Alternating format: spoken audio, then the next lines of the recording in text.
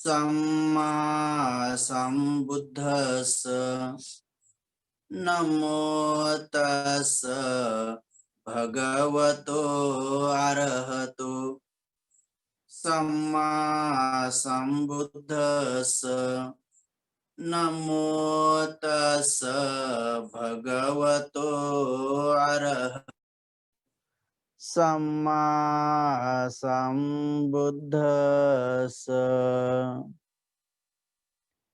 महाकारुणिक, देवांचे आणि मनुष्याचे शास्ता, तथागत सम्यक संबुद्ध, तथागतांचा सद्धम्म, तथागतांचा आर्य श्रावक संघ या तीन रत्नाला प्रथम त्रिवार अभिवादन करून,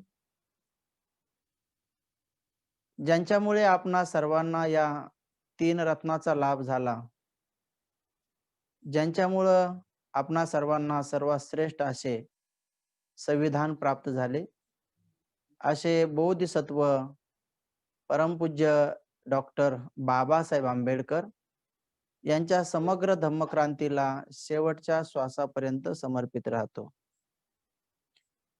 पवित्र अशा या वर्षवासाच्या कालावधीमध्ये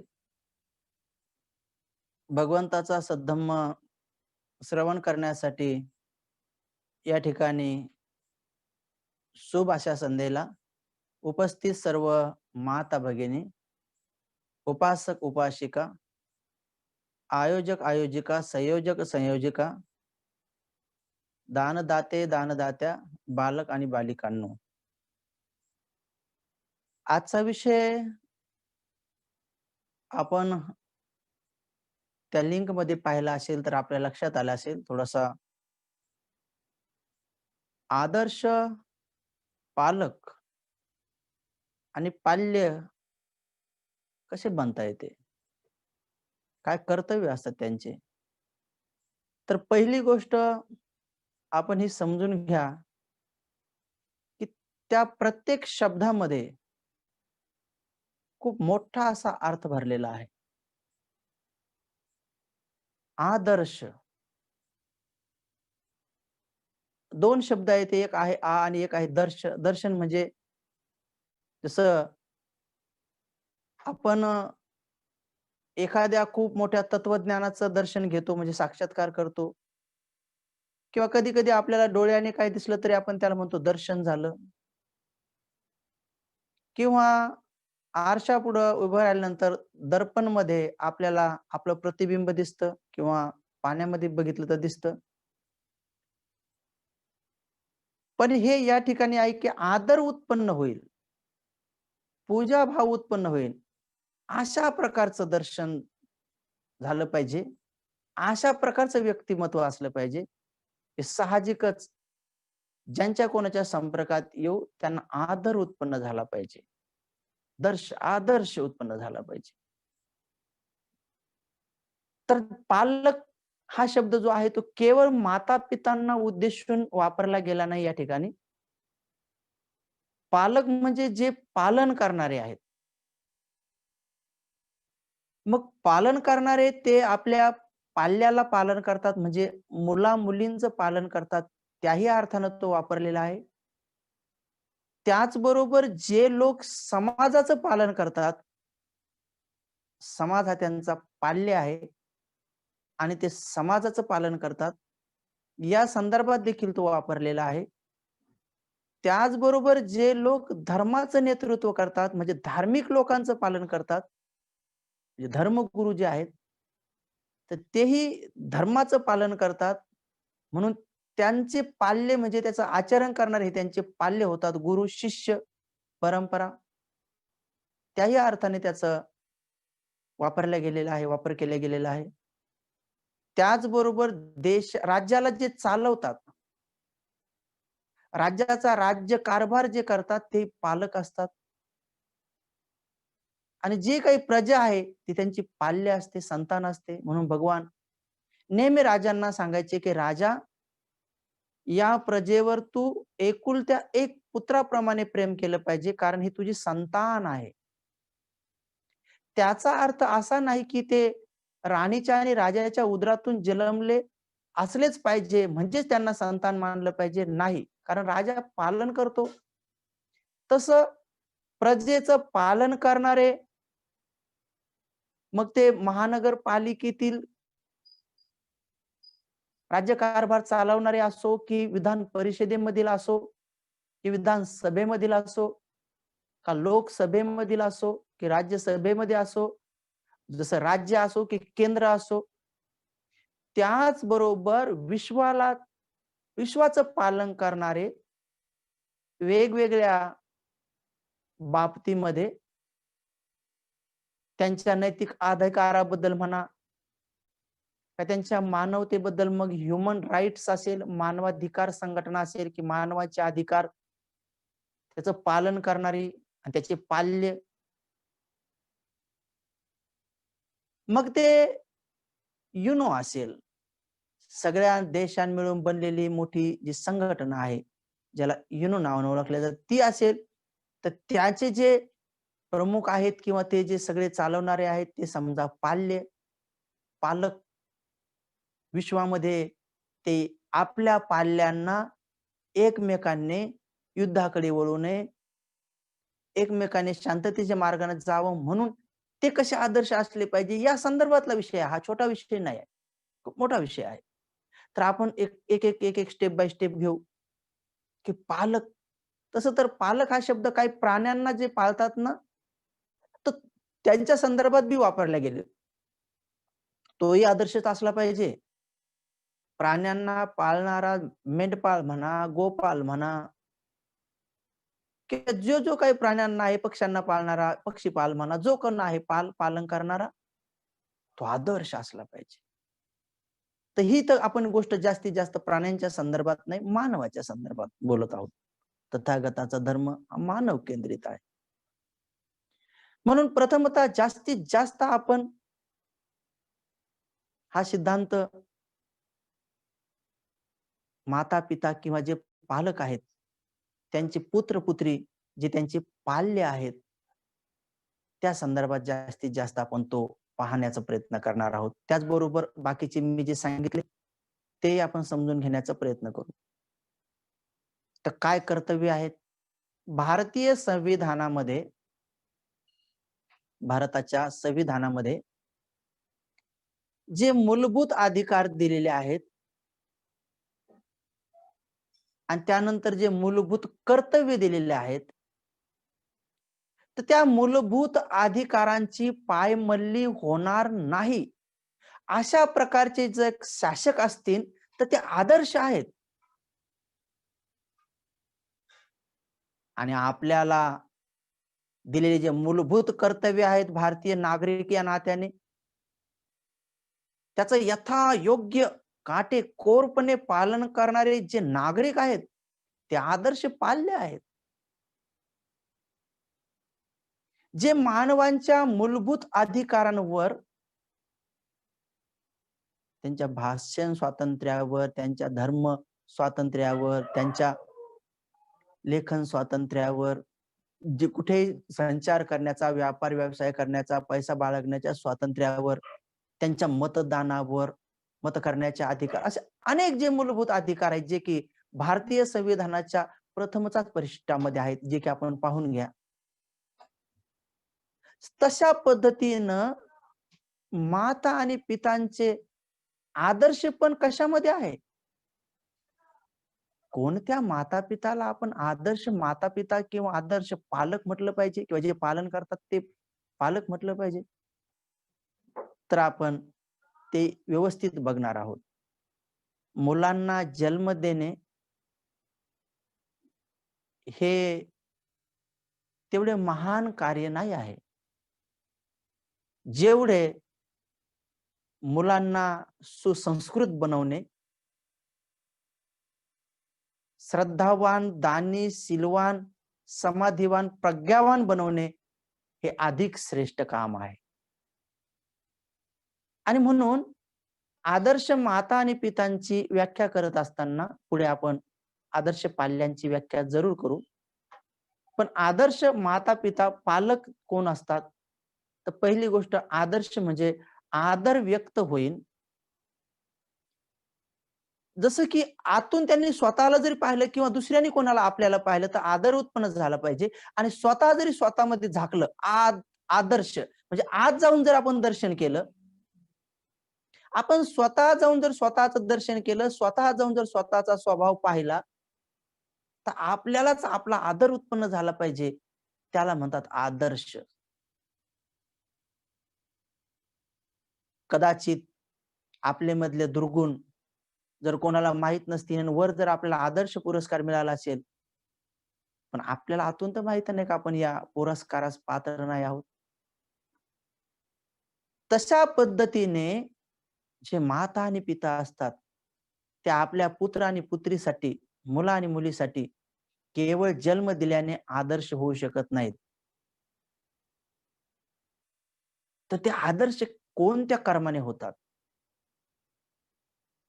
तर ज्या क्षणी माता गर्भवती होते, त्या क्षणी जे दोघंही एकत्र बसून आपल्या गर्भाशयात आलेल्या पाल्याच्या 2 गोष्टीबद्दल प्रज्ञेने विचार-विनिमय करतात. ते पालक आदर्श बनण्याची तयारी सुरू करतात. ज्या दिवशी माता गर्भवती होते, त्या बाळाचे पिता आणि माता यांचं परम कर्तव्य आहे, की त्यांनी पहिलं हे काम केलं पाहिजे, की आपल्या बाळाची सुरक्षा केली पाहिजे. ज्याला गर्भ सुरक्षा विधी म्हणतात. तथागतांनी त्या माता-पिताला आदर्श माता-पिताची उपमा दिली आहे, की जे आपल्या गर्भाची सुरक्षा करतात. आता अनेक लोकांना गर्भाची सुरक्षा कशी करायची हेच माहीत नाही आहे. तसे अनेक लोक डॉक्टरकडे गेल्यानंतर डॉक्टर सांगतात, की 3 महिन्यापर्यंत प्रवास करू नका, वर चढू नका, खाली जाऊ नका, काय-काय. पण तथागताने सांगितलेले आहे, की जी माता ज्या दिवशी गर्भवती होते, त्या दिवसपासून तिने ठराविक एवढ्या कालावधीमध्ये अति उष्ण खाऊ नये, अति थंड खाऊ नये, अति बासी खाऊ नये आणि जे आजकाल डॉक्टर सांगतात, तेही तथागताने सांगितलेलं आहे, की तिने कसं बसावं, कसं उठावं, कसं लेटावं, अति प्रवास करू नये, अति ओझं उचलू नये. ह्या गोष्टी त्रिपिटकात वर्णन केलेल्या आहेत. कारण केवळ मुलाबाळांना पशु प्राण्यांसारखा जन्म देणे, गर्भधारणा झाली तुला जसं वाढायचं गर्भ तसं वाढ. बस जन्माला आल्यानंतर स्वतःची निद्रांची हानी करायची तर कर, चोऱ्या करत बस, हत्या करत बस. अशा प्रकारचे माता-पिता बिलकुल आदर्श होत नाहीत. कारण त्यांच्या मुलांनी जर समाजामध्ये कुठल्याही प्रकारचा आदर्श पेरला नाही, तर त्यांचे माता-पिता कसे आदर्श होतील? सोप्या भाषेत सांगायचं असेल तर रामजी बाबासारखे पिता आदर्श पिता असतात. तर ज्या क्षणी कुशीमध्ये बाळ आल्यानंतर त्याच्या 2 गोष्टीबद्दल माता-पितांनी अवश्य विचार केला पाहिजे. पहिली गोष्ट त्याला ज्ञानी बनवण्यासाठी संसारामध्ये जेवढे काही गोष्टी ज्ञान म्हणून ओळखल्या जातात,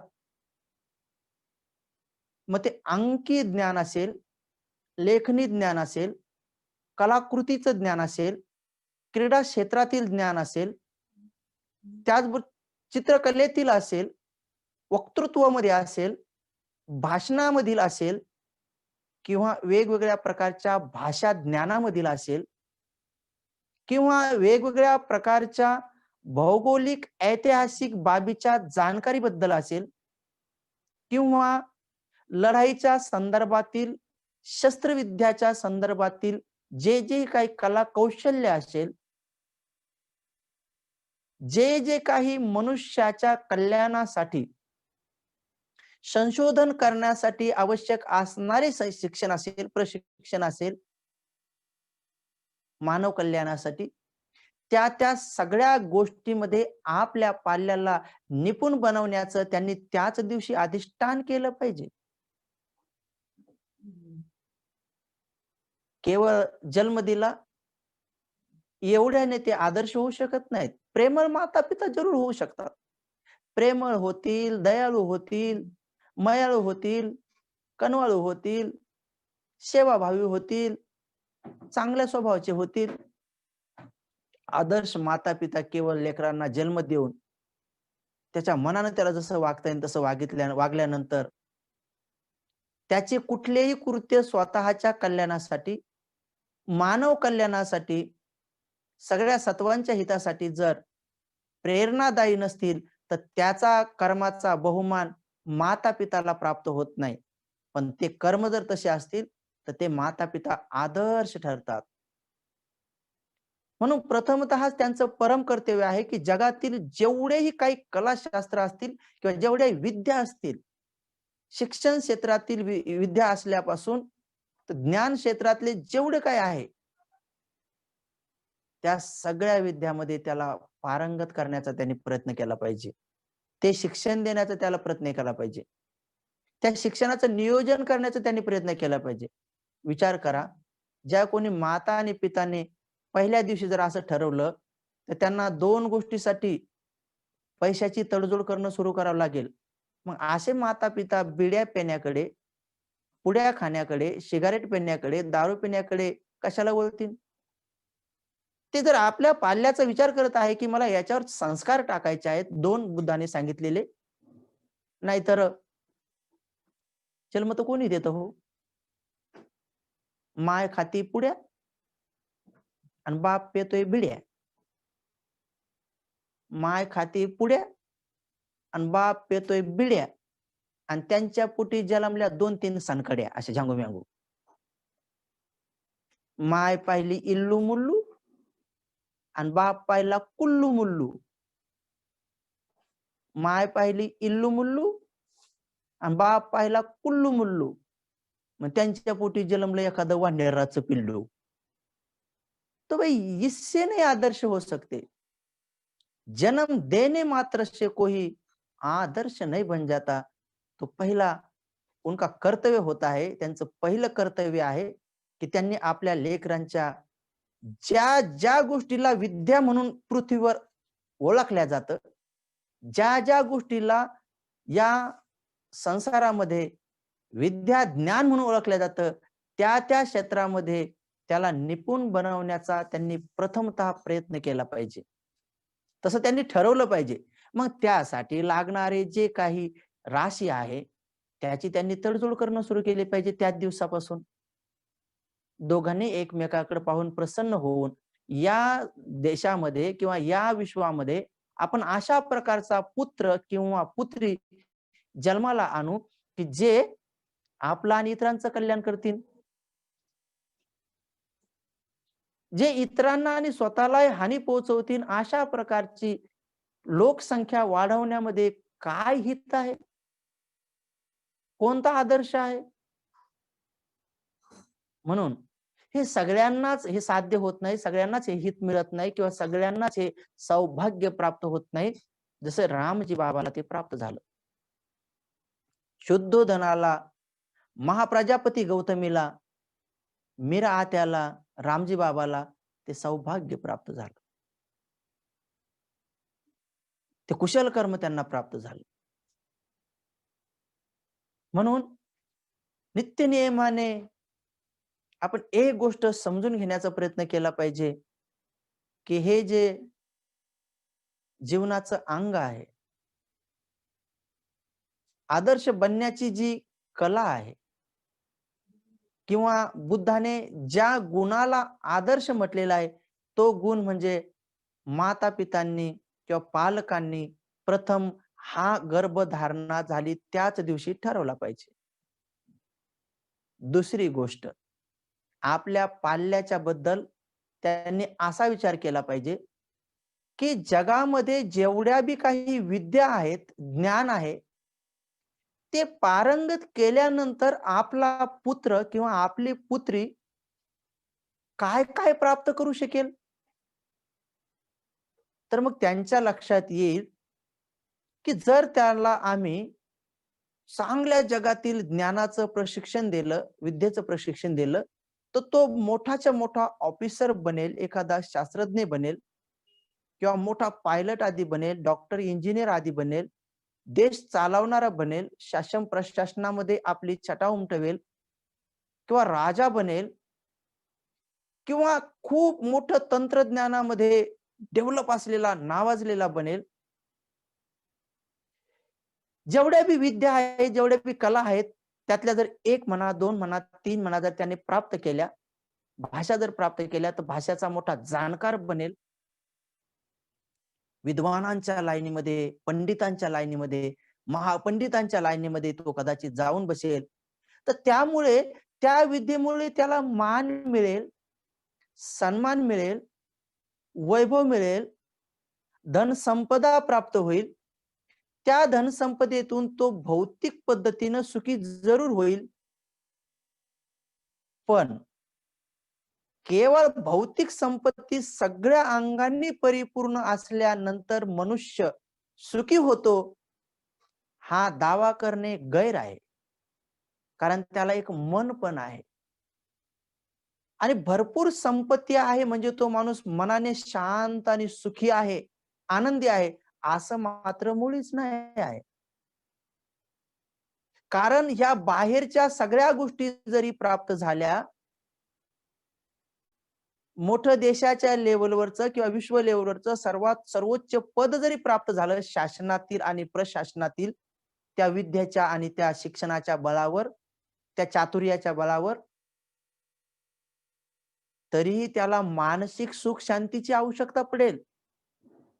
मग ते माता-पिता तेव्हाच आदर्श होतील, की जेव्हा ते पहिल्याच दिवशी हा विचार करतील, की आमच्या बाळाला मानसिक सुख शांती मिळण्यासाठी सुद्धा आम्ही प्रयत्न करू. त्याला निपुण बनवू. मग ती ही बाहेरची विद्या शिकल्याने तो मानसिक सुखी बनत नाही निपुण. मग ते ठरवतात, की तो मनाने सुखी कसा होईल? तो जेव्हा तो अल्प इच्छुक असेल, जेव्हा तो निर्लोभी बनेल, जेव्हा निर्वैरी बनेल, निर्द्वेषी बनेल, निर्मोही बनेल, तर तेव्हा तर या सद्गुणाला किंवा त्या स्टेजला तो प्राप्त होईल. मग ते माता-पिता गर्भाशयात असलेल्या बाळाला पहिल्या दिवसापासून असा विचार करतात, की आम्ही ह्या बाळाची दोन्ही बाजूनी सुरक्षा केली पाहिजे. एक तर या संसारामधील ज्ञान प्राप्त करण्याच्या जेवढ्या विद्या आहेत, ज्ञान प्राप्त करण्याच्या जेवढ्या काही विद्या आहेत, त्या साऱ्या विद्या त्या आमच्या बाळाला प्राप्त करून देऊ आणि मन शांतीसाठी जे काही अध्यात्म शिक्षण आहे, प्रशिक्षण आहे, त्या सगळ्या कलांमध्ये आम्ही त्याला निपुण बनवू. मग मन शांतीसाठी, मन सुखासाठी त्या कोणत्या अशा कला आहेत किंवा कोणत्या अशा विधी आहेत? तर मन शांतीसाठी अशा अनेक प्रकारच्या विधी या संसारामध्ये डेव्हलप झालेल्या आहेत, प्रचलित झालेल्या आहेत. पण त्यातील सर्वात श्रेष्ठ विधी आनापानसती आणि विपस्सना, ज्याला आपण मंगलमैत्री म्हणून ओळखतो, यापेक्षा श्रेष्ठ अशी विधी मनाच्या सुख शांतीसाठी, मनाच्या विशेष रूपाच्या आनंदासाठी दुसरी कोणतीही विधी प्रचलित नाही. बाकीच्या सगळ्या विद्या ह्या थोड्या क्षणभंगूरसाठी, जर त्याला मनाला शांत मिळण्यासाठी समजा आपण नृत्य दाखवलं, काही गायन ऐकवलं, काही वाद्य ऐकवलं किंवा एखाद्या पद्धतीनं त्याला मोठं नाटक, सिनेमा आदी काही ज्याच्यामध्ये रुची आहे ते दाखवलं, तर तेवढ्या वेळासाठी त्याला समाधान जरूर मिळेल. पण त्यातून तो बाहेर आल्यानंतर पुन्हा बेचैन होईल. म्हणून ते असं ठरवतात, की बाळाची सुरक्षा करणे म्हणजे नेमकं काय? गर्भाची सुरक्षा करणे म्हणजे नेमकं काय? तर तेव्हा तथागतांनी सांगितल्याप्रमाणे ते आपल्या बाळाची सुरक्षा करण्यासाठी लागतात. मग ते 2 गोष्टीपासून सुरक्षा करतात, की आमचं बाळ एकतर अविद्यवान, अनपढ, गवार झालं नाही पाहिजे म्हणून ते विद्यवान बनण्यासाठी कामाला लागतात. म्हणजे स्वतः स्वतः ज्या काही विद्या पारंगत आहेत, ज्याला काही ज्ञान म्हणतात, ते ज्ञान ते अवगत करणं सुरू करतात. ग्रंथ वाचणं सुरू करतात. वेगवेगळ्या प्रकारचे महापुरुषांचे जीवनचरित्र वाचणं सुरू करतात किंवा ज्या ज्या काही विद्या आहेत त्या अवगत करण्याचा प्रयत्न करतात कारण ते बाळावर संस्कार पडतात. अगोदरच ते 3 महिन्यासाठी गर्भ सुरक्षा विधी करावा लागते आणि त्यानंतर 3 महिन्यापासून पुढं गर्भमंगल विधी करावा लागतो. गर्भामध्ये गर्भाचं मंगल होईल, त्याचं महामंगल होईल म्हणून भगवंतांनी जे गर्भमंगल विधी सांगितलेला आहे, गर्भाचे मंगल कशात आहे? जसं मानवाचे मंगल ह्या 38 गोष्टीत आहे. तद्वतच ते माता आणि पिता आपल्या बाळाला गर्भाशयातच श्रद्धावान बनवतात. बोधी ज्ञान प्राप्त महापुरुषांची शरण देतात. त्यांचा सर्वश्रेष्ठ असा मानव कल्याणाचा दुःखमुक्तीच्या धम्माची शरण देतात. त्या मार्गावर आरूढ असलेला तथागताचा दुःखमुक्त झालेला होत असलेला भविष्यात होणाऱ्या श्रावक संघाची भिक्खू संघाची शरण देतात. श्रेष्ठ अशा तथागताची गर्भाशयात असतानाच अनुगामी बनवतात, अनुयायी बनवतात. दोन्ही हात स्वतः जोडतात. गुडघ्यावर बसून 3 वेळेस प्रणाम करतात आणि पुन्हा एकदा बाळाच्या वतीनं प्रणाम करतात, की आमच्या गर्भामध्ये जे कोणी असेल, पुत्र असो या पुत्री, ती आजपासूनच तथागतांचे आजीवन उपासक किंवा उपासिका समजा. हे असं का करतात? कशासाठी केलं पाहिजे? किंवा जे कोणी आदर्श माता-पिता आजपर्यंत ठरले नाही, ते ठरवू शकतात आता ह्या गोष्टी ऐकून. करू शकतात ते. कदाचित इथं कोणाला संभ्रम उत्पन्न होईल, की 3 रत्नाची शरण का? बाकी ईश्वर, आत्मा, परमेश्वर, येशू, मोहम्मद पैगंबर किंवा इतरांची शरण का नाही? कारण ते बाळ पुढे आदर्श बनणार नाही. कारण त्यांनी जर हे जेवढे मी आतापर्यंत नाव घेतले, त्यांना पूर्णचे पूर्ण फॉलो करायचं ठरवलं, पूर्ण त्यांना जीवनात उतरवायचं जर ठरवलं, तर त्याचंही जीवन आणि इतरांचं जीवन दुःखदायी होईल. कारण आदर्श घेण्यासारखं अगोदर घेतलेल्या नावापैकी त्यांची जीवनचर्या नाही. कारण त्यांचा कोणता आदर्श घ्यावा? पत्नीवर शंका घेतलेला आदर्श रामाचा घ्यावा का? किंवा रस्त्याने गवळणीला खडे मारून दही दूध चोरून घेण्याचा आदर्श त्या बाळाने घ्यावा का? त्याने जर आता चोऱ्या केल्या तर फार जलात जावं लागेल. त्याने जर समजा एखाद्या स्त्रीचं नाक आधी कापलं समजा रामासारखं, तर त्याला पुन्हा आणखी जलात जावं लागेल. त्याने ईश्वरासारखं जर गुपचूप बसून राहायला कुठे दिसलाच नाही, कोणाला ऐकूच आलं नाही, कोणाला त्याला गंध आहे का, रूप आहे का, रंग आहे का, आकार आहे की नाही, कुठं गुपचूप बसला, तर मोठी हानी होऊन जाईल. त्याचबरोबर तो जे काही आपण अगोदर बघितलेले आहेत, त्यांच्यासारखा तो जर वागला, तर तो आपल्या आणि इतरांची हानी केल्याशिवाय राहणार नाही. म्हणून तो जर श्रेष्ठ बुद्धाला शरण जाणे म्हणजे नेमकं काय? सिद्धार्थ गौतमांना शरण जाणे नाही. बुद्धाला शरण जाणे म्हणजे ज्या सद्गुणाच्या आधाराने बोधिसत्वाचे बुद्ध झाले, त्या गुणाला आपल्या जीवनात उतरवणे याला म्हणतात बुद्धं शरणं गच्छामी. ते सद्गुण पंचशील असतील, अष्टशील असतील, 10 पारमिता असतील, अष्टांगिक मार्गावर आरूढ होण्याची प्रक्रिया असेल, 4 आर्य सत्याला 12 अंगांनी समजणं असेल किंवा 37 बोधिपाक्षीय धर्म असेल, कार्य कारण भाव सिद्धांत असेल, प्रतीत्य समुत्पाद सिद्धांताला गहराईमध्ये समजणं असेल, अनुभूतीवर समजणं असेल आणि परिपूर्ण रूपाने पुन्हा भाऊ बनणारे जे संस्कार आहेत ते समूळ नष्ट केले, तर भगवान सांगतात, तथागत सांगतात, की तो व्यक्ती साऱ्या दुःखातून जो मुक्त होतो, तो व्यक्ती ह्या सगळ्या गोष्टीचे जीवनामध्ये अवलोकन करणारा जर तो असेल, तर साहजिकच आहे. ते कोणालाही काही दावा करण्याची काही आवश्यकता नाही. साहजिक आहे, की ते जीवन श्रेष्ठ जीवन आहे. ते जीवन आदर्श जीवन आहे. म्हणून तो 3 रत्नाला शरण यासाठी जायचं कारण ते बोधी ज्ञान आहे आणि ते बोधी ज्ञान प्राप्त ह्या सगळ्या गोष्टी सांगितल्या मी त्या प्राप्त केल्यावर ते बोधी ज्ञान प्राप्त होतं. मग तसं बोधी ज्ञान मी प्राप्त करत आहे म्हणजे शरणं गच्छामी. तसं मी जीवन जगत आहे. त्या मार्गाने मी जात आहे.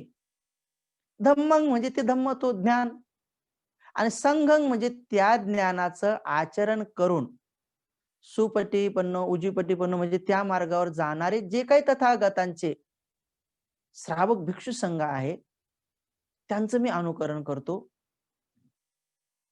त्यांचं मी अनुगमन करतो. असं संघं शरणं गच्छामीचा अर्थ आहे. मग इथं सद्गुण धारण करण्याची प्रक्रिया आहे. अवतार धारण करण्याची प्रक्रिया नाही आहे. दुसरीकडे त्यांच्यासारखं जर व्हायचं असेल, तर त्यांची जीवनचर्या पाहिल्यानंतर लक्षात येतं, की तिथे खरंच आपल्या समोर येणाऱ्या व्यक्तीची हानी होते.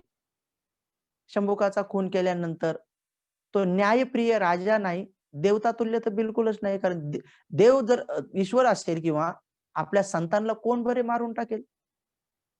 कोण असा ईश्वर आहे का? आणि समजा तो जर असेल, पण तो जर असं म्हणत असेल, की माझ्या एका मुलाने जंगलात जाऊन अध्यात्म ज्ञान प्राप्त करू नये, केलं तर मी त्याच्या पोटामध्ये बाण मारेल. तर तो कसा काय ईश्वर प्राप्त होऊ शकतो? तो ईश्वर कसा काय ठरू शकतो? त्याची संतान आहे ना.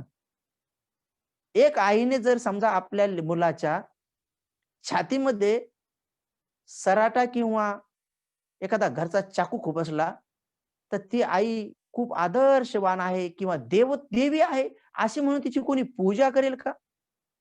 आजूबाजूवाल्या लोकांना जर माहीत झालं, की हिने आपल्या पोटच्या मुलाला अंगावर रॉकेल टाकून मारून टाकलं, विहिरीत ढकललं, फाशी दिली, त्याला विष चारलं, त्याला धारदार शस्त्रांनी त्याचा घात केला. असं एखाद्या मातेबद्दल माहीत झाल्यानंतर तिला देवी असं म्हणतील का कुणी? मग जर इकडं आपण मनुष्य जन्मामध्ये अशा प्रकारचं कृत्य करणाऱ्या व्यक्तीला देवता तुल्य किंवा देवी देवता म्हणत नाही, तर तेच कृत्य समजा कुठल्या ईश्वराने, रामकृष्णाने केल्यानंतर, इतरांची हत्या केल्यानंतर, शंभुकाचा खून केल्यानंतर, ते त्या श्रेष्ठ पदाला कसे काय प्राप्त झाले ईश्वर पदाला? साधे-साधे प्रश्न आहे ते विचार करण्याजोगे. असा द्वेष नाही कोणाबद्दल, तिरस्कार नाही कोणाबद्दल. सत्य सांगणे हा काय गुन्हा नाही आहे. किंवा सत्य सांगणे कोणाच्याही जर ही गोष्ट लक्षात आली तर विचार करतील. मला एका गावात गेल्यानंतर एका व्यक्तीने सांगितलं, "नाही भंतेजी, चातुर्वर्ण व्यवस्था खूप चांगली असते" म्हणे. मी म्हटलं, "बाबा समजा उदाहरणार्थ तुमच्या घरी 4 मुलं आहेत. तुमच्या घरामध्ये तुम्ही चातुर्वर्ण व्यवस्था एकदा लावून बघा बरं. तुमच्या मोठ्या सगळ्या मुलांना बसवा आणि सगळ्या पोरांना म्हणायचं, की हे बघा, चातुर्वर्ण व्यवस्था ही खूप चांगली आहे. माझा मोठा मुलगा आहे ना, हा शिकल. शिकण्याचा अधिकार त्याला एकट्याला. जो नंबर 2चा आहे ना, यानं पहिलवानकी करायची, कुस्त्या खेळायच्या, शस्त्र-बिस्त्र बाळगायचे. आपल्या घराकडे कोण पाहिलं, की त्याच्या चारी मुंड्या चित करायचं. त्याला चांगलं बदडायचं, मारायचं नाही तर वाटलं त्याचा घात करून टाकलं तर आपलं घर सुरक्षित राहिलं पाहिजे. खून कर, खराबा कर, काय हे काम तुझ्याकडे कर, तू क्षत्रिय. तिसऱ्याला म्हणायचं की आपल्या घरचा काही बाजार आणायचा असेल, काही भाजीपाला आणायचा असेल, घरात कोणाला कपडा लत्ता लागत असेल, कोणाचं काहीही असो, काना नाकातलं, गळ्या खिशातलं काही जरी आणायचं असेल, तर ह्या बाकी दोघांनी नाही, त्या खालच्यानी पण नाही. त्यात तूच करायचं तिसऱ्यानं. तू वैश्य. सगळं व्यापार, व्यवसाय, खरेदी, विक्री जे काही सगळा पैशाचा कारभार तुझ्याकडं. आणि सर्वात शेवटच्याला सांगायचं, "बाळा, तू काय करायचं, ही आदर्श समाज रचना जी आहे ना, तर त्याचं पालन करण्यासाठी तू या तिघा भावाची सेवा करायची." तू विचार काय करायचं बाबा? हे घर झाडायचं, हे भांडे-कुंडे पुसायचे, त्यांचं हागलं-मुतलं धुवायचं, हां? त्यांच्या लेकराचे शेंबडं-मेंबडं धुवायचे, त्याच्या बायकाच्या साड्या-बिड्या धुवायच्या, त्याच्या गुराढोराचे शेण-बिण काढायचं, हां? हे सगळं काम आणि त्यांच्यासोबत बसायचं नाही तू जेवायला. तू त्यांचं उष्ट उरल्यानंतर मग खायचं. तुला नवे कपडे पण नाही भेटणार बाळा. ज्या मोठ्याचे फाटले, त्या मधव्याचे फाटले किंवा नंबर 3च्याचे फाटले आणि त्यांनी फेकले-बिकले तेव्हा तू ते घालायचं. तू उघडं-पागडं राहायचं. असं जर तिसऱ्या मुलाला सांगितलं, तर तो आपल्या पिताला किंवा आपल्या मातेला किंवा ज्यांनी ते तिघा भावांचं तो वंदन करेल का हातात काठी घेऊन उभा राहील? त्याची बायको तरी मान्य करेल, की "हो बाबा, आम्ही दोघंही सेवा-चाकरी करतो. तुमचं सगळं हागलं-मुतलं आम्ही काढू. तुमचं सगळं जे काय करायचं ते आम्ही करू. तुम्ही आणि उष्ट्या-पाष्ट्यावर जीवन जगू. आम्हाला घरात बी राहू देऊ नका. आम्ही उघडे-पागडे झाडाखाली कुठेतरी राहू. गावकुसाच्या बाहेर राहू. कारण तुम्ही मोठे श्रेष्ठ. कारण हा आपला बाप." तर ते त्या बापाला श्रेष्ठ पिता म्हणतील का? म्हणतील का? आदर्श पिता म्हणतील का? मग जर इथं व्यवहारामध्ये आपण आपला मुलगा अशा प्रकारची जर आपण घरामध्ये रचना केली, तर तो आपल्याला पूजा करणार नाही. तर एवढ्या मोठ्या संसारामध्ये फक्त ब्राह्मणाने शिकायचं, क्षत्रियाने लढायचं, वैश्यानेच व्यापार करायचा आणि शूद्राने त्याची सेवा चाकरी करायची, उष्ट्या पाष्ट्यावर जीवन जगायचं. ही समाजरचना विश्वामध्ये कशी काय आदर्श होऊ शकते? म्हणून गर्भाशयात असतानाच जे माता-पिता चातुर्वर्ण व्यवस्थेच्या संदर्भामध्ये स्वतः तिच्यातून बाहेर पडतात, तर ते आदर्श असतात, कारण ते आपल्या गर्भावर तसे संस्कार पडू देत नाहीत. याला आदर्श माता-पिता म्हणतात.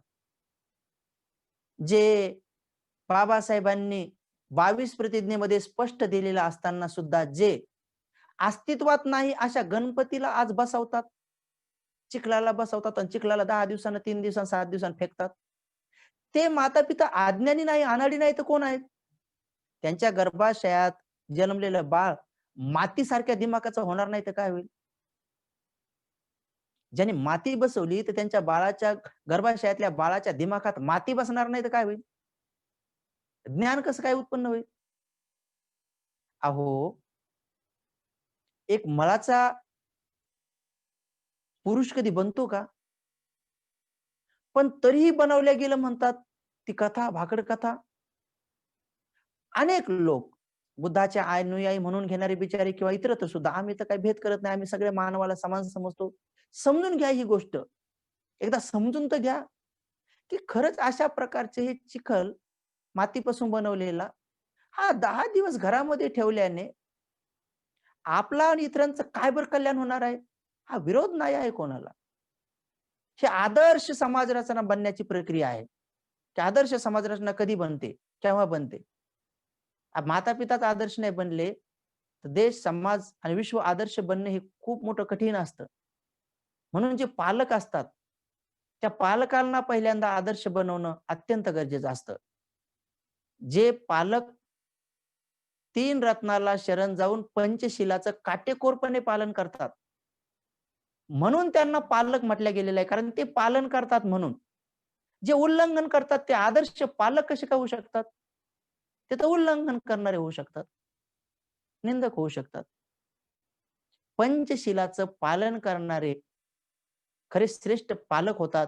मग ते आपल्या पुत्राचं पालन करो, की आपल्या प्रजेचं पालन करो, किंवा आपल्या ऑफिसमधल्या कर्मचाऱ्याचं पालन करो, किंवा आपल्या समाजातल्या लोकांचं धार्मिक किंवा राजकीय पद्धतीने त्यांचं नेतृत्व करणारे जे कोणी नेतृत्व करणार असतील, कार्यकर्त्याचं पालन करणारे जर कोणी असेल, तर त्यांचा जो पिता आहे, म्हणजे पालक आहे जो, नेता आहे जो बिचारा, तो नेता जर समजा भ्रष्टाचारी असेल, भ्रष्ट आचारी असेल, दुराचारी असेल, पराग्रही असेल, दुरापराग्रही असेल,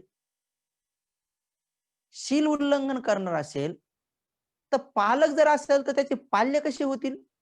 तो ठकवेगिरी करणार असेल आणि या सगळ्यांना जर स्पष्ट दिसत असेल, की आपला मालक, आपला नेता इकडून पण घेतो, तिकडून पण घेतो, इकडे खोटं बोलतो, तिकडं खोटं बोलतो, तर ते लेकरं ते त्यांचे पाल्य, त्याचे संस्कार पडतील ना त्यांच्यावर. जसं घरामध्ये जर माता-पिताच जर हत्यारे असतील, तर पुत्र अहिंसक बनणे थोडं कठीण आहे.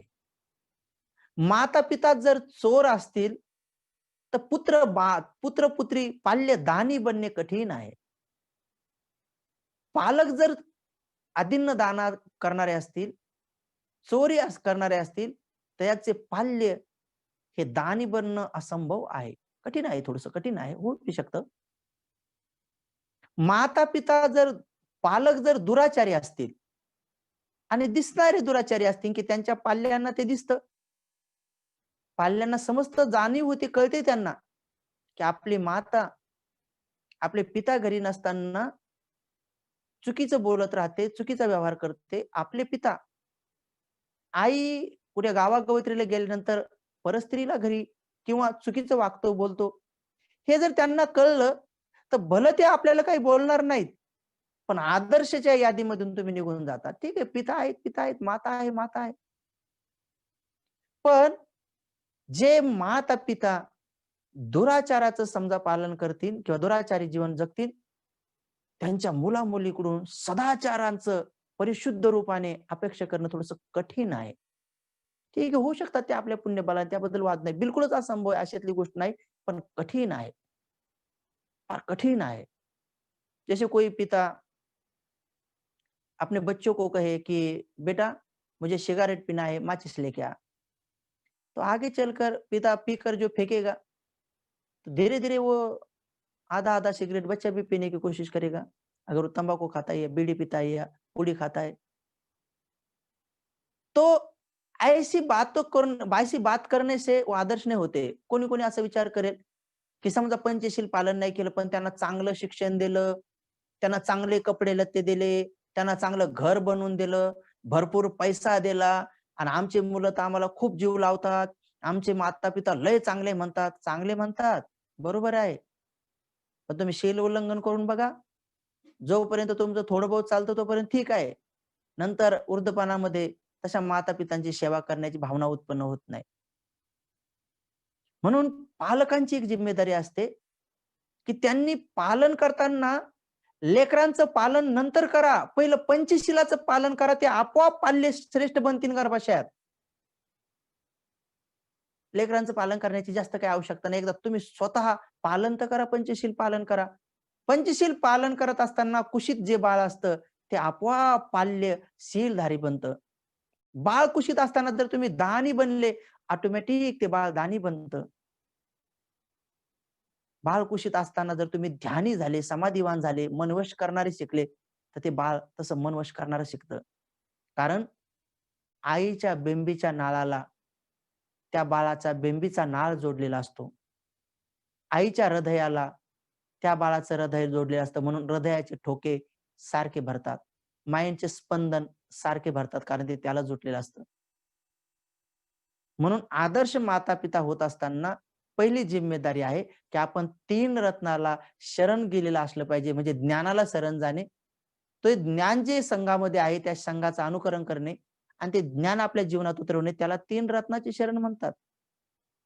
मूर्तीची, फोटोची पूजा करणे म्हणजे 3 रत्नाची शरण नव्हे. सद्गुण आपल्या जीवनात उतरवणे, ज्या आधाराने बोधिसत्वाचे बुद्ध झाले, त्याला बुद्धं शरणं, धम्मं शरणं, संघं शरणं गच्छामी म्हणतात. म्हणून श्रेष्ठ 3 रत्नाची शरण जीवनामध्ये उतरवणारे माता-पिता आदर्शाचा पाया बनवणं सुरू केला असं म्हणता हरकत नाही. त्यांनी आदर्श बनण्याचा पाया बनवणं सुरू केला. कारण त्यांनी 3 रत्नाची शरण स्वीकारलेली आहे. आणि अशा प्रकारचे श्रेष्ठ आदर्श माता-पिता होण्याचा बहुमान बाबासाहेबांमुळे आपल्याला प्राप्त झाला. नाही तर होता नसतं आलं. दुसरी गोष्ट त्यांनी पंचशील जर पालन केलं, समजा ते जर खोटं नाही बोलले, तर लेकरांवर ते संस्कार पडत नाहीत. बाहेरून कुठं जर एखाद्या मुलांना एक वस्तू सापडली किंवा त्यांनी कुठून जर आणली चोरून कदाचित, तर माता-पितांनी जर पालकांनी त्यांना वेळीच सांगितलं, की "बाळा ही आपली वस्तू नाही आहे, ही दिलेली नाही आहे कोण." जर त्यांनी व्यवस्थित पद्धतीनं त्यांना प्रेमानं वापस द्यायला लावली, तर ते संस्कार हळू पाल्य आपले आदर्श बनू शकतात. नसता कोणाची चप्पल आणली तर ठीक आहे, मला येईन, नाही तर आपल्या मोठ्या अक्काला येईन, राहू दे घरी. चांगलं केलं बाळा, आणखी 2-4 अशाच आण. मग जेव्हा तो मोठ्या चोरीमध्ये पकडला जातो, तर तेव्हा मग त्याचं जीवन वाया जातं. भगवंताच्या काळातला एक प्रसंग आहे. धनवान माता-पितांनी आपल्या मुलांवर कोणतेही संस्कार टाकले नाही. 7 पिढ्यापर्यंत बसून खाईन असं आई म्हटली. काय गरज नाही त्याला कोणती विद्या शिकवण्याची. म्हणून असाच निठालला मुलगा ठेवून ते मायबाप मरून गेले सगळी मोठी प्रॉपर्टी ठेवून. तिकडे एक मुलगी अशीच माता-पिताची अमाप धनसंपत्ती असताना तिला काय शिकवण्याची गरज आहे? बसून घर जवाई बसून खाईन अशी तिच्या आईचा आग्रह असल्या कारणाने तेवढी धनसंपत्ती सोडून कुठलेही संस्कार न देता ती मुलगी तशीच सोडून गेली. अमाप धनसंपत्ती पण शिक्षणाचा पत्ता नाही, संस्काराचा पत्ता नाही, दोन्ही विद्या माहीत नाही, की मनानं सुखी कसं राहायचं आणि धनसंपत्ती कशी जपायची किंवा प्राप्त करायची तेही ज्ञान नाही आणि त्यांचं लग्न लावून दिलं. त्यांना व्यावहारिक थोडंही ज्ञान नाही. म्हणून दोघांनीही केवळ फक्त इतरत्र लोकांसारखं मौज-मौजाचं जीवन जगणं सुरू केलं. आमाप खायचं, इतरांना खाऊ घालायचं, जसं जीवन जगता येईल तसं जीवन जगणं सुरू केलं आणि म्हणतात पुढं वर्णन आलेलं आहे, की पुढं त्यांचं सगळी संपत्ती संपून जाते. त्यांनी अति मौत मजा कारण इतरत्र लोकांना माहीत होतं, की यांना काय हिशोब-टिशोब येत नाही. त्यामुळं सगळेच लोकं त्यांना फसवण्याच्याच कामात लागले होते. कोणी येऊन त्यांना सांगायचं, की एवढं नृत्याला लागले, एवढे गायनाला लागले, एवढे मदिराला लागले, असं करा, खा-प्या. ती ती पण मशगूल तिच्यामध्ये आणि तो पण मशगूल. दोघंचे दोघं अनाडी, अनफड, गवार. धनसंपत्ती सोडून गेले, पण संपली एक दिवस बिचाऱ्यांची धनसंपत्ती. धनसंपत्ती सुटली, संपली. शेवटी त्या बिचाऱ्याला भीक मागण्याची वेळ आली. दोघंही हातात कटोरा घेऊन भीक मागू लागले. भीक मागताना लोकं त्यांना भीक पण वाढायची नाही. म्हणतात, "धट्टा-कट्टा आहे, काम करता येत नाही का? धट्टा-कट्टा आहे, काम करता येत नाही का?" पण काही चोरांची त्याच्यावर नजर गेली. याला कधी चोरी कशी करावी हेही माहीत नव्हतं. कारण याला प्रशिक्षणच नव्हतं कोणतं. चोरी कशी करावी तेही माहीत नाही. मग चोर म्हणाले, की "आमच्यासोबत चल आता भीक मागण्यापेक्षा चोरी करायला चल." तो म्हणे, "ती कशी करायची असते?" "तुला काय करायचं?" म्हणे, "आमच्यासोबत चल." म्हणे. "याला काय काम द्यावं?" म्हणे. असा हा आगडबम खाऊन-पिऊन असा एकदम बंब झालेला. प्रशिक्षण नाही, काही नाही. शरीरानं वाळला, बुद्धीनं, मनानं बिलकुल वाळला नाही. मग त्याला काम दिलं, की "तू इथं दरवाजात उभं राहायचं आणि मग नंतर आपण सगळे आत गेल्यानंतर आत फक्त तू या घरच्या लोकांवर नजर ठेवायची. आम्ही चोरी करतो." त्याच्या हातात एवढी मोठी काठी दिली आणि सांगितलं, "बुवा जर कोणी उठलं-बिटलं तर तू त्याचं विल्हेवाट करायची, वाट लावायची." गेले चोरी करायला एका घरामध्ये. बाकीचे सगळे तरबेज लोक होते, चोरी करायला लागले. चोरी करता-करता घरचं एक म्हातारं उठलं. यानं जे टप्पू त्याला ठेवून की म्हातारं एकदमच मरूनच गेलं. मेल्यावर हे तिथंच उभा. याला हेही माहीत नाही की माणूस मेल्यावर पळून जायचं म्हणून. त्याचंही ज्ञान नाही, की पळून जायचं असतं बाबा मारल्यावर की याला हत्या म्हणतात का काय? ज्ञान नाही ना, एकदम गोळा, अनपढ गोळा. आणि तिथंच उभा आपले हे गेले पळून, पोलीस आले, पकडले याला. माणूस मेल्यानंतर. तसे पोलीस पण मोठे परेशान होते, बेजार होते. मोठे-मोठे गुन्हेगार सापडत नव्हते. लोकं सारखे-सारखे पोलीस निकामी आहेत असं म्हणत होते. मोठे-मोठे डॉन सापडत नव्हते. पोलिसाला वाटलं बरं झालं हा दिसतोय मोठा आगडबम. जेवढे मागचे पुढचे सगळे गुन्हे होते, ते सगळे त्याच्यावर टाकून दिले म्हणे मेन डॉन पकडा म्हणे. मेन डॉन म्हणून त्याला घोषित केलं की मेन डॉन पकडा. बाकीचे बी डॉन परेशान झाले जे ओरिजिनल होते ते. म्हणे बाबा आता हायच कोणता असा डॉन आणखीन ओरिजिनल. आणि जेव्हा त्याच्यावर हे असे संस्कार पडले, असे पण संस्कार टाकले, त्याला काही कळलं नाही, काही नाही. आणि जेव्हा त्याला फाशी घोषित केली, जेव्हा त्याला फाशीकडे घेऊन जावं लागले, त्याला तेही माहीत नाही फाशी देतात म्हणजे काय होते, काय नाही. तर तेव्हा त्याला समजून सांगितलं आणि त्याला शेवटचं विचारलं, की "बाबा आता तुला फाशी देणार आहे, तुझी शेवटची इच्छा काय सांग?" मग तेव्हा होश आला त्याला. तेव्हा होश आला आणि तेव्हा तो होशवर येऊन मग तिथं रडून सांगू लागला, की "सर्वात दुष्ट जर कोण असेल, तर ते माझे माता-पिता होते" म्हणे. "त्यांनी आम्हाला वळण लावलं नाही" म्हणे. "त्यांनी जर आम्हाला वळण लावलं असतं" म्हणे, "आता ते समोर नाहीत" म्हणे, "मेले" म्हणे. "पण ही वेळ माझ्यावर आली नसती" म्हणे. जेव्हा म्हणे मी लहान अभ्यास करत नव्हतो किंवा जेव्हा मी चुकीचं काम करत होतो, तेव्हा मला त्यांनी मी अज्ञानी होतो, तेव्हा त्यांनी वळण लावायचं काम होतं म्हणे. पण आता म्हणे हे सगळ्या मोठा मृत्यू मला पत्करावाच लागणार आहे, कारण हे मला बाकी काहीच माहीत नव्हतं. अशाच पद्धतीने अनेक असे माता-पिता आहेत, की ज्यांना गर्भाशयापासून 7 वर्षाचा असताना 14च्या आत मुला-मुलींवर काही विशेष संस्कार टाकायचे असतात, याची विधी माहीत नाही आहे. कारण तेच बिचारे खाण्यापिण्यामध्ये, कपड्या-लत्त्यामध्ये, मान-सन्मानामध्ये, पाहुण्या-रावळ्यांच्या सण-उत्सवामध्ये, त्योहारामध्ये या देशात भले उत्सव लावून दिलेले आहेत. नट्या तेच गुंग आहेत.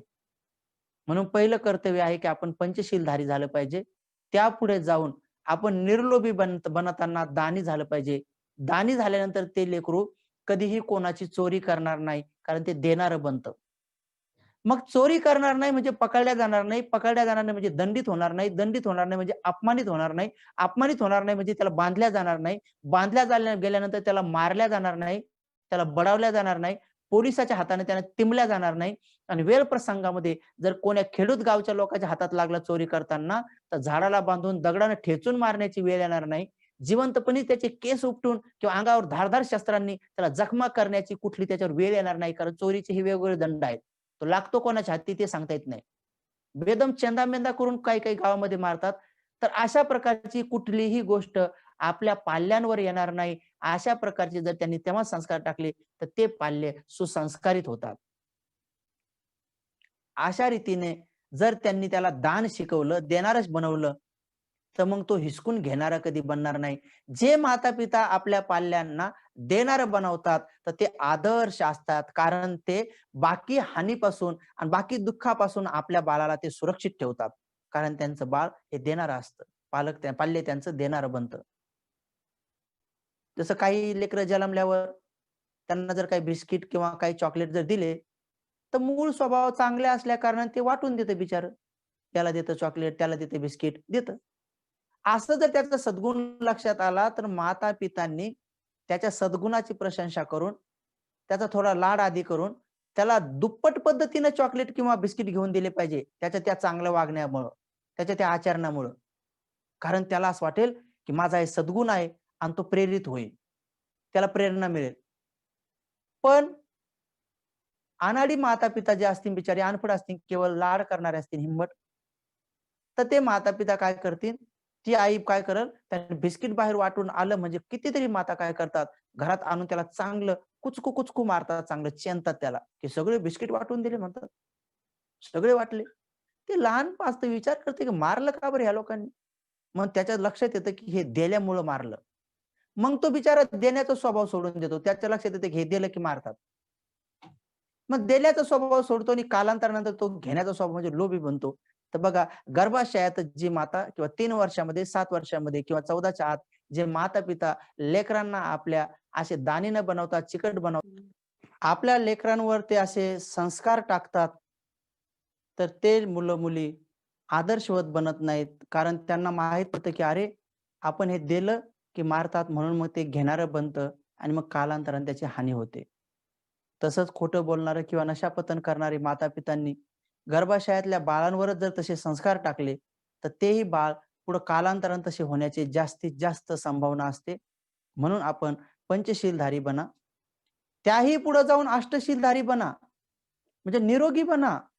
अष्टशील धारण केल्यानंतर माता-पिता हे अध्यात्मामध्ये आणि भौतिकमध्ये प्रगती प्राप्त करतात आणि कालांतरानंतर त्यांची संतान पण तशी जन्माला येते. म्हणून धर्मधर पुरुष हो, धर्म आचारी नार, धर्मवान संतान हो, सुखी उनका परिवार.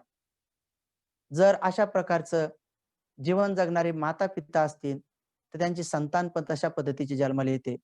म्हणून हीच गोष्ट केवळ बाळ जन्माला आल्यानंतर आदर्श माता-पिता कोणते असतात, की जे त्या बाळाला दूध पाजताना सुद्धा संप्रज्ञानयुक्त चित्तामध्ये राहून एखादी माता दूध पाजते.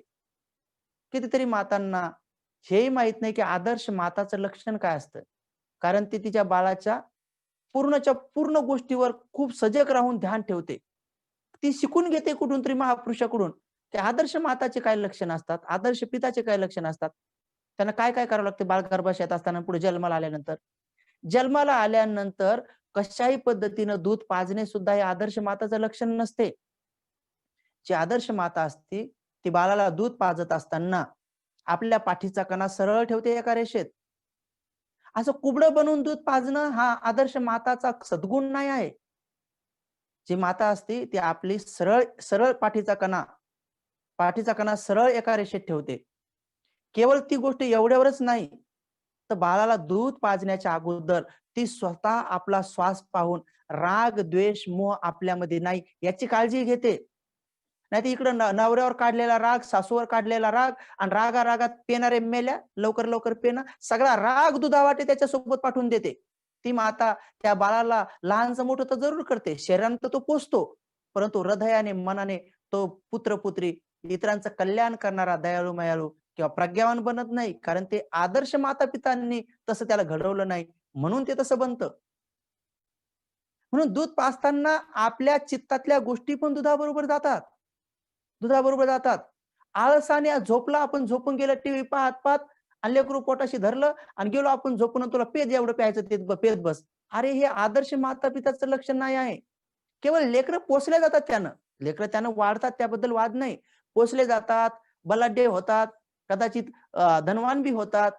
परंतु ते आदर्श माता-पिता नाही. कारण ते जगाचं कल्याण करणारे बाबासाहेबासारखे महापुरुष बनत नाहीत. आदर्श माता-पिता हे दक्ष असतात.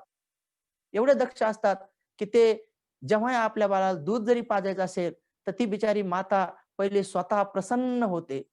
त्या बाळाला व्यवस्थित मांडीवर घेते आणि विचार करते, की माझं हे रत्न, माझा हे लाल, माझी हिरा, अरे माझं हे श्रेष्ठ असं पुत्र-पुत्री, मी याला अमृततुल्य अशा प्रकारचा आहार देत आहे.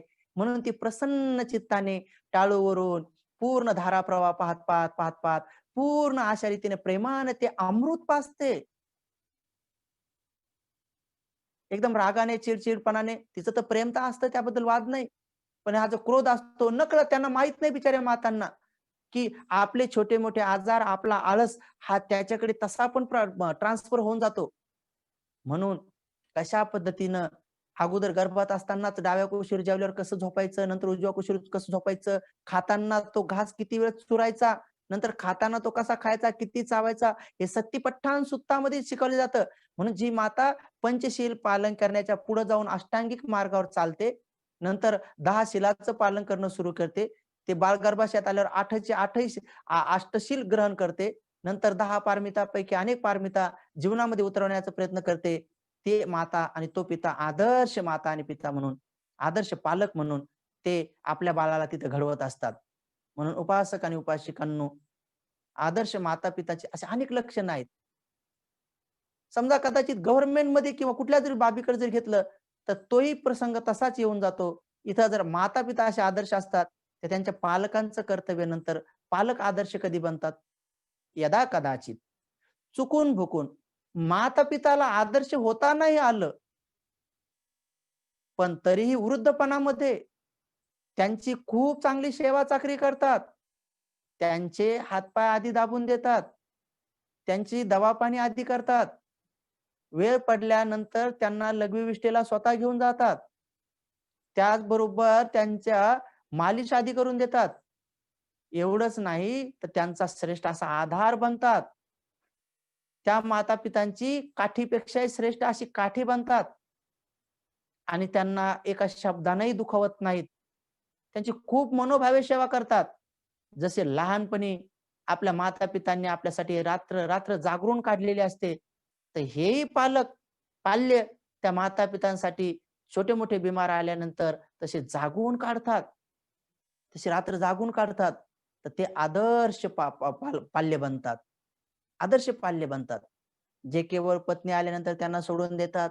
त्यांच्याकडे दुर्लक्ष करतात. पैसा-पाणी आल्यानंतर इतरत्र मित्रासोबत, मैत्रिणीसोबत मौज-मजा करतात. माता-पिता उपाशी राहिलेत काही हरकत नाही. काम वासनेच्या आहारी जाऊन नटनट्या किंवा वेगवेगळ्या प्रकारचे त्यांचे नृत्यांगना किंवा दारू पिण्या पत्त्यामध्ये पैसा घालवतात. पण आपल्या ब्रह्मा म्हटलं ज्याला भगवंताने, त्या ब्रह्माची पूजा करत नाहीत. माता-पिता ब्रह्मा असतात. त्यांची पूजा करत नाहीत. ते पुत्र-पुत्री आदर्श बनत नाहीत. साहजिकच तेही जर पंचशीलधारी झाले, तर तेही आदर्श बनतात. तेही अष्टशीलधारी झाले, तर तेही आदर्श बनतात. तेही दानी झाले, तेही समाधिवान झाले, तेही प्रज्ञावान झाले, तर ते आदर्श पालक बनतात. म्हणून ज्या पद्धतीनं समाज सांभाळणारे लोकं राजकीय क्षेत्रामध्ये जर असतील किंवा धार्मिक क्षेत्रामध्ये जे लोक आहेत, धार्मिक क्षेत्रामध्ये धर्म सांभाळणारे जे काही महाराज आहेत, बाबा आहेत, बुवा आहेत, भिक्षू आहेत, भिक्षुणी आहेत, अवली आहेत, जे कोणी आहेत, फकीर आहेत, जे समाजाचं नेतृत्व करणारे जे लोक आहेत धर्म अंगाने, ते लोक अशा धम्माचं लोकांना जर ज्ञान करत असतील, त्या लोकांना आजचं पालन करत असतील, की त्यांचा राग निघून गेला पाहिजे, द्वेष कमी झाला पाहिजे, त्यांच्यातला मोह कमी झाला पाहिजे. तर त्यांचा राग, द्वेष, मोह त्यांच्या जीवनातला अज्ञान अंधकार काढण्यासाठी जे प्रयत्नशील असतात, ते आदर्श पालक असतात धर्मक्षेत्रातले. ते लोकांना पालन करायचं शिकवतात. जे केवळ मान, सन्मान, आदर, सत्कारासाठी, पैशा अडक्यासाठी इतरांना भोंदूगिरी करतात, त्यांना ठकवतात, त्यांना फसवतात, त्यांना गंडवतात, वेगवेगळ्या प्रकारची भीती घालून देतात. त्यांच्या पाठीमागे घडीच शनी आणि घडीच मंगळ लावून देतात. घडीत त्यांना या देवाचा, त्या देवीचा कोप लावून त्यांना हागवली लावून देतात, हागवणीची भीती घालून देतात. असं केलं, तसं केलं तर ठीक आहे, नाहीतर तुम्हाला मोठा कोप येईन, सगळा दुष्काळ पडेल, पसरण, नाहीतर भूकंपच होऊन जाईल. जर तुम्ही नाहीतर पाऊस अडकून जाईल कोणाच्या तरी सोंडेमध्ये. तर अशा प्रकारचे कर्मकांड जे शिकवतात, ते आदर्श धर्मपालक होऊ शकत नाहीत. पण जे लोकांना ज्ञानी बनवतात, तुम्ही शरीराने चांगले कर्म करा, वाणीनं चांगले कर्म करा, मनाने चांगले कर्म करा. तुमच्या जीवनात हानी होणार नाही. चांगले कर्म करता, करता तुमच्या संपर्कात जे येतात त्याचं कल्याण होऊन जातं. माणसाची समाज रचना ही सुख शांतीनं नांदू लागते. हे प्रशिक्षण ते देतात. त्यांचं मंगल होतं. नाहीतर केवळ माझी सेवा करा, मला तूप खाऊ घाला, मला असं करा, मला तसं करा आणि काय म्हणते आदर्श गुरु बिलकुल नाही. असे गुरु आदर्श बनू शकत नाहीत. जे मार्ग नीट सांगतात. कोणाच्या घरी समजा न्याय-निवाडा करण्यासाठी गेल्यानंतर सासूचीही बाजू ऐकून घेतात, सुनाचीही बाजू ऐकून घेतात आणि दोघींनाही नीट सांगतात, की माय-लेकी कसं बनायचं सांगतात. त्याला आदर्श जीवन म्हणतात. नाहीतर हिच्याकडूनही 500 घेतात आणि तिच्याकडूनही 500 घेतात आणि दोघीला फितून देतात. हे असे आदर्श नाही होऊ शकत. पती-पत्नीत असलेलं भांडण मिटवताना दोघांनाही एकमेकावर प्रेम करण्याचं काय हित असतं, काय भलं असतं याचे पाढे शिकवतात. बाप पुत्रात बाप मुलगा मुलापासून आणि मुलगा बापापासून दूर होणार नाही. बहिणी-बहिणीत वाद होणार नाही. शेजाऱ्या-शेजाऱ्याचे भांडणं मिटवताना ते दोघांची बाजी मांडून दोघांच्याही छोट्या-मोठ्या चुका प्रेमानं सांगून त्या कशा काढायची विधी शिकवतात. एकमेकावर प्रेम करण्याचं कशा प्रकारचं मन बनवलं पाहिजे आणि कसं प्रशिक्षण घेतलं पाहिजे याचं ते धडे देतात, शिकवतात. ते आदर्श पालक असतात. आणि त्यांचे पाल्य सुद्धा, त्यांचे शिष्य सुद्धा त्यांचं ऐकून ते तिथून पुढे हत्या, चोरी, दुराचार हे दुराचार हे करणं सोडून देतात आणि त्यांचं ऐकून ते दान, धर्म, शील पालन करणं, समाधीचा अभ्यास करणं सुरू करतात. ते श्रेष्ठ शिष्य बनतात. नाहीतर केवळ अंधश्रद्धाळू, अनपढ, भीतीयुक्त अशा प्रकारचे शिष्य हे आपला आणि इतरांचं कल्याण करू शकत नाहीत. म्हणून ते नेहमी सांगतो, की ₹1.25 गुरु कधी नाही करू, पण बिना गुरुचं कधी नाही मरू. श्रेष्ठ गुरु असले पाहिजे तथागतांसारखे आणि त्यांनी दिलेला मार्ग शिकवणाऱ्या संघासारखे. इतरांबद्दल द्वेष भावना मुळीच कथाही नाही. ज्यांचा ज्यांचा आदर्श जीवन शिकवण्याचा मार्ग असेल ते सारे श्रेष्ठ कोणत्याही जाती धर्मात असो मनुष्य मनुष्य आहेत. म्हणून उपासक आणि उपासिकांनो तुम्ही ज्या कोणत्या क्षेत्रात असाल, तुम्ही समजा कुठल्या ऑफिसमध्ये जर असाल आणि तुमच्यावर जर 50-60 लोक पाळल्या जात असतील, तर तुम्ही आदर्श असले पाहिजे. जो मला पैसे देईन त्यानं काम नाही केलं तर चालतंय. जो टेबला खालून घेईल आणि मग इतरांना फसवेल, तर त्याची त्या कारकुनाची प्रशंसा करणारा साहेब हा आदर्श होऊ शकत नाही. तो अधिकारी आदर्श होऊ शकत नाही. तो केव्हा ना केव्हा पकडला जाईल, किंवा रिटायर झाल्यानंतर त्याच्यावर काय अवस्था येईल हे काही सांगता येत नाही. पण जो स्वतःही आणि स्वतःही तसं करत नाही, इतरांनाही तसं करण्याची प्रेरणा देत नाही, तर साहजिकच त्याचे कर्मचारी आदर्श बनतात आणि तो पालक सुद्धा त्या ऑफिसचा पालक, तो अधिकारी सुद्धा आदर्श पालक असतो. हे आदर्श पाल्य बनतात. समजा देशाचा राज्याचा शासक असेल, राज्यकारभार चालवणारे लोक आदर्श कधी होतात? जेव्हा ते लोक असा विचार करतात, की हे वेगवेगळ्या वस्तू विकल्यातून हा टॅक्स आलेला आहे. या पैशाचं नियोजन गरिबापर्यंत करण्यासाठी फक्त गव्हर्नमेंटची निर्मिती केली. दुसरं काय कारण आहे? कारण धनवान लोकांना जर असं म्हणावं, की दान द्या गरिबांना, तर ते देणार नाही. मग तथागताच्या लक्षात आलं, की जे सद्गुणी आहेत ते तर ते दान देतील. पण काही लोकं तर दान देणार नाहीत. समाजातून आलेला पैसा स्वतःकडेच साठवून ठेवतील, स्वतः सुखसुविधा करतील. मेल्यानंतर तो सडला तर चालतंय, पण कोणाच्या कामात नाही आला पाहिजे अशा विचाराचे राहतील. मग या लोकांना कसं शिकवावं देणारं? मग एक गव्हर्नमेंटची निर्मिती केली. हे बुद्धाच्या डोक्यातून आलेली लोकशाही. मग तथागताने विचार केला, की एक अशा पद्धतीची लोकशाही निर्माण करायची, की त्याची शासन व्यवस्था बनवायची आणि त्या शासनामध्ये जे लोक राज्यकारभार चालवतील, लोकांनी लोकांसाठी, लोकांच्या कल्याणासाठी चालवलेलं राज्य म्हणजे लोकशाही. तर मग ते लोक काय करतील? त्यांच्याकडून कुठून पैसा येईल?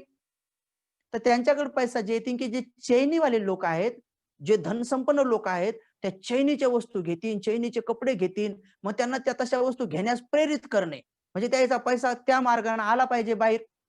मग त्या ज्या वस्तू घेतील त्या वस्तूवर टॅक्स लावणे. म्हणजे बघा, तसा त्यांचा पैसा काढायचा असे तर ते दान देणार नाही समजा. मग तो जो पैसा जमा होतो, तर त्या टॅक्समधून गरिबांच्या योजना राबवणे म्हणजे फक्त हेतू दुसरा काही नाहीये. दान देणे एवढाच हेतू होता हे लोकशाही निर्माण करण्याचा, हे गव्हर्नमेंट निर्माण करण्याचा. पण इथं काय होतं, की टॅक्सतून पैसे तर जमा केले जातात. पण त्या गरिबांच्यासाठी योजना राबवत असताना मधामध्येच भ्रष्ट आचार होतो. त्यांचं आचरण बिघडून जाते, भ्रष्ट आचार.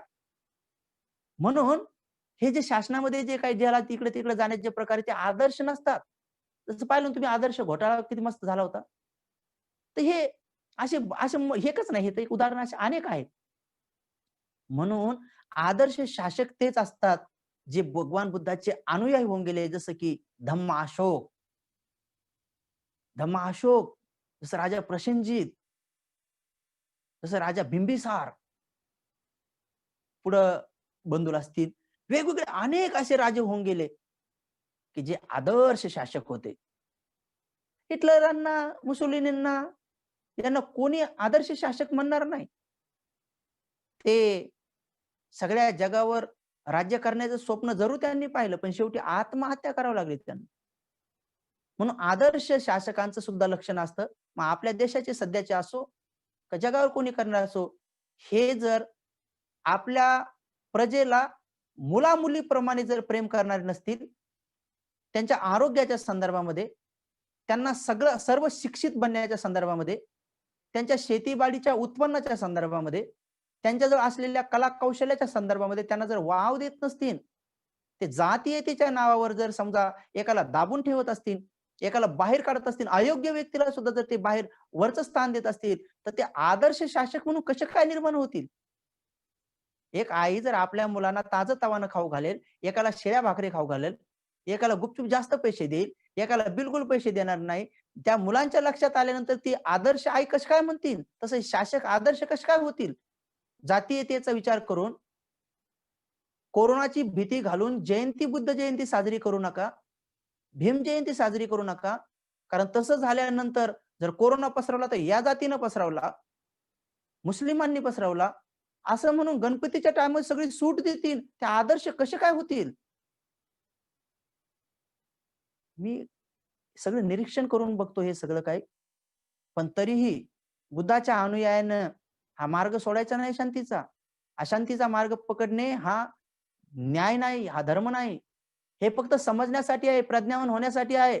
कारण मनुष्याने होशवर आलं पाहिजे, जागृत झालं पाहिजे. केव्हा? आता नाही. जेव्हा ती लोकशाही निवडण्याची प्रक्रिया असते, जेव्हा दानी लोक तिथे नेऊन बसवायचे. अहो सगळी दानाची प्रक्रिया आहे म्हणून तर त्याचं नाव मतदान आहे, मतविक्री नाही आहे. खूप मोठा उद्देश होता तथागतांचा लोकशाही निर्माण करण्याचा. ते खरे पालक होते.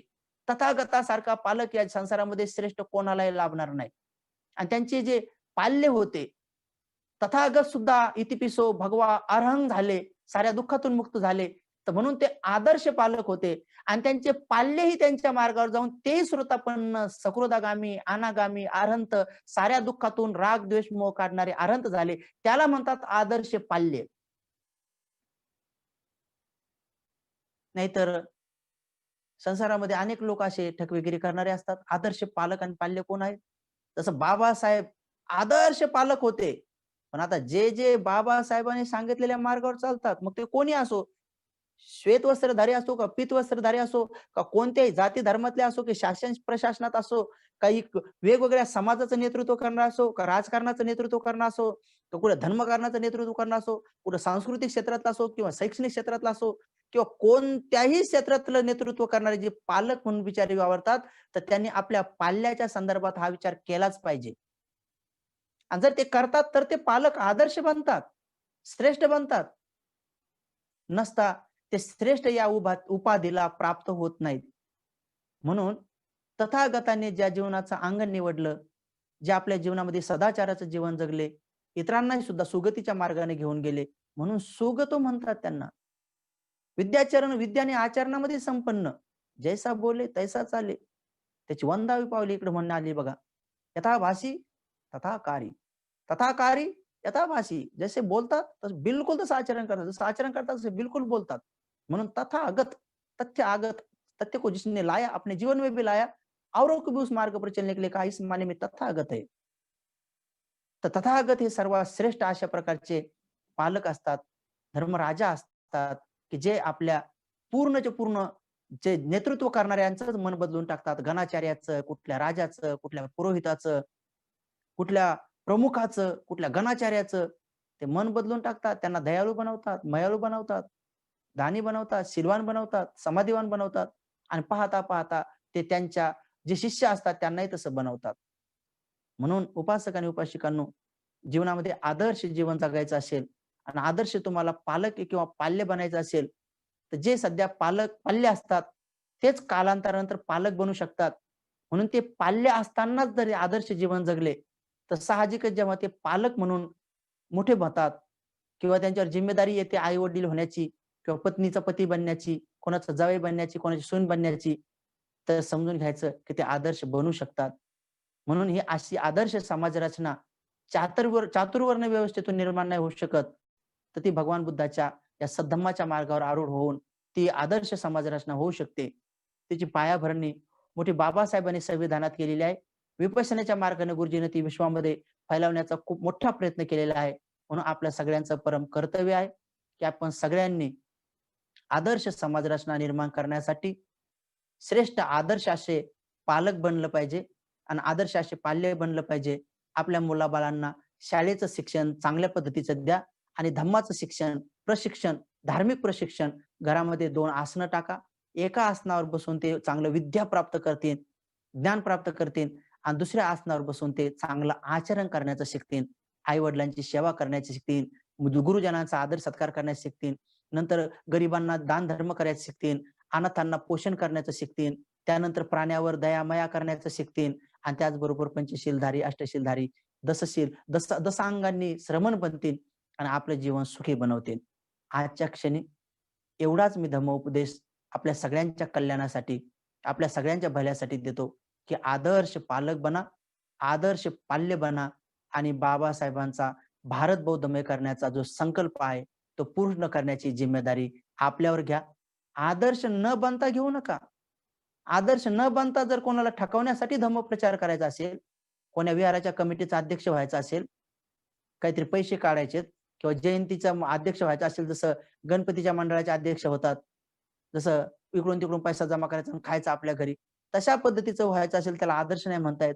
तशा लोकांची संख्या किती जरी वाढली, ती किती जरी टीके लावले त्यांनी आणि किती जरी बौद्धमय म्हटलं, तर भारत बौद्धमय होणार नाही. तशा लोकांची संख्या वाढवणे, आदर्श लोकांची संख्या वाढणं अत्यंत गरजेचं आहे. ती अपेक्षा बाबासाहेबांना होती. बाबासाहेबाला अशा समाजाची रचना नव्हती करायची, की जी आता काय अज्ञानपणातून लोकं करण्याची इच्छा व्यक्त करतात. म्हणून आपण अ, जागृत झालं पाहिजे, सजग झालं पाहिजे, प्रज्ञावान झालं पाहिजे आणि ते आदर्श बनण्याचा प्रयत्न केला पाहिजे. तुम्ही जिथं कुठं असाल, ज्या क्षेत्रात असाल, ज्या कार्यात असाल, ज्या पदावर असाल, जी जिम्मेदारीवर असाल, ती जिम्मेदारी तुम्ही आदर्श म्हणून निभावण्याचा प्रयत्न करा. आदर्श पुत्र बना किंवा आदर्श पती बना किंवा आदर्श पत्नी बना किंवा आदर्श भाऊ बना किंवा आदर्श बहीण बना किंवा आदर्श जावई बना, आदर्श सून बना आणि खूप काहीतरी श्रेष्ठ आदर्श साहेब बना किंवा आदर्श शिष्य बना, आदर्श गुरु बना, आदर्श नेता बना किंवा आदर्श तुमचा कार्यकर्ता बना. आणि म्हणून मला ग्रस्त जीवनामधील एक कवन आठवलं, की "काय म्हणू तुम्हा, काय म्हणू तुम्हा." लहानपणी मी मला वाटतं 12वी का 11वी असताना मी हे वर्णन केलं होतं, कविता बनवली होती. "काय म्हणू तुम्हा, काय म्हणू तुम्हा, तुम्हाला जर म्हणू महार, तर पूर्वीचा तुमचा बदलला आहार, मग कसा म्हणू तुम्हा महार. तुम्हा जर म्हणू बुद्ध, तर तुमचे आचरण किती बरं अशुद्ध, मग कसा बरं म्हणू तुम्हाला बुद्ध. तुम्हाला जर म्हणू पुढारी, तर तुमच्या हातात तर अन्यायाची सुरी आणि भावंडाच्याच तुमच्या तुम्ही मारता उरी, मग कसा म्हणू तुम्हा पुढारी. कार्यकर्ते जर तुम्हा म्हणू, कार्यकर्ते जर तुम्हा म्हणू, तर एकमेकासाठी तुम्ही लागले खड्डे खणू, मग कसा कार्यकर्ते तुम्हा म्हणू. तुम्हा जर म्हणू सुविचारी, तर तुम्हा जर म्हणू सुविचारी, तर पार्टिशन पाडण्याची, प्रांतवाद करण्याची तुम्हा मोठी बिमारी. मग कसा म्हणू तुम्हा सुविचारी. तुम्हाला जर म्हणू समाज, तुम्हाला जर म्हणू समाज, तर हीच तर कमतरता दिसते मला आज. मग कसा तरी म्हणू तुम्हा आदर्श समाज. तुम्हाला जर म्हणू भाबडे भोळे, तुम्हाला जर म्हणू भाबडे भोळे, तर अंगावर घालून हिंडता इकडे-तिकडे कपडे ढवळे, मग म्हणू तर कसा तुम्हा भाबडे भोळे. म्हणून सल्ला बाबाचा ऐका. म्हणून सल्ला बाबाचा ऐका, शिका, संघटित व्हा, संघर्ष करा, तेव्हाच तुमचा सगळा रोग होईन बरा. आणि ज्ञानरक्षितांच्या एकजुटीच्या नाऱ्याला द्याहो नारा, द्याहो नारा, द्याहो नारा. आदर्श समाज रचना करायची असेल तर असं जीवन जगा. एवढंच उपदेश देतो. सर्वांच्या प्रती मैत्री भावना व्यक्त करतो. धम्मदेशना या ठिकाणी समाप्त करतो. भवतु सबमंगलं, भवतु सबमंगलं, भवतु सबमंगलं.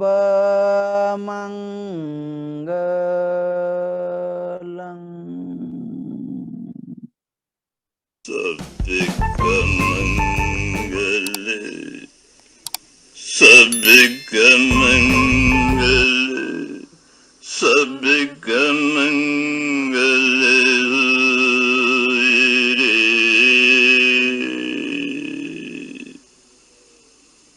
तेरा मंगल, तेरा मंगल, तेरा मंगल रे।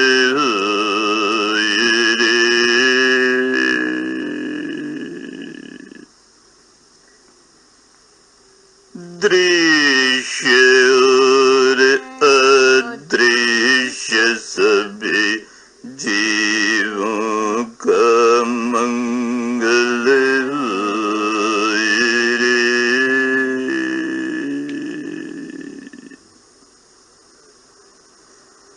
जल के थल के और गगन के, जल के थल के और गगन के प्राणी सुखिया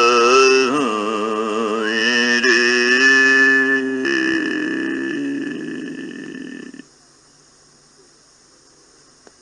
दसों दिशाओं के सब प्राणी, दसों दिशाओं के सब प्राणी मंगल लाभी होए रे।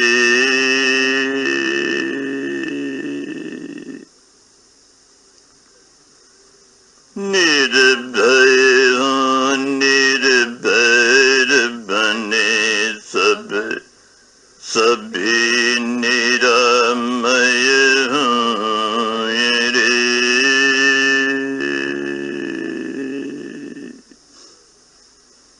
सबका मंगल, सबका